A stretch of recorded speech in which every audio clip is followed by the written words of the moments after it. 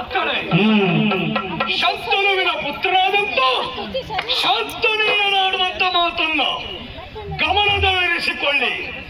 ಅಮರವಾಹಿನಿಯ ಮಗನಾಗಿ ಭೀಷ್ಮನಾಡುವ ಮಾತಿನಂತ ಲಕ್ಷ್ಯವನ್ನು ಕೊಡಿ. ಕಾಳಗದಲ್ಲಿ ಕೆಳಕ್ಕೆ ನಿಂತಂತಾದ್ರೆ ಕದನ ಕಲಿಗಳೆಲ್ಲರೂ ಕಾಲನ ಅರಮನೆಯನ್ನ ಸೆಳೆದವರಿದ್ದಾರೆ. ಭೀಷ್ಮನನ್ನ ಗೆಲ್ಲುತ್ತೇನೆ ಎನ್ನುವ ಹಾಗೆ ಮುಂದುವರೆದ ಬಂದು ವಿಜಯವನ್ನ ಪ್ರತಿಷ್ಠಾಪನೆ ಮಾಡಿದ ಎಂಟದೆಯ ಬಂಟ ಚರಾಚರ ಪೃಥ್ವಿಯಲ್ಲಿ ಯಾರಿಲ್ಲ.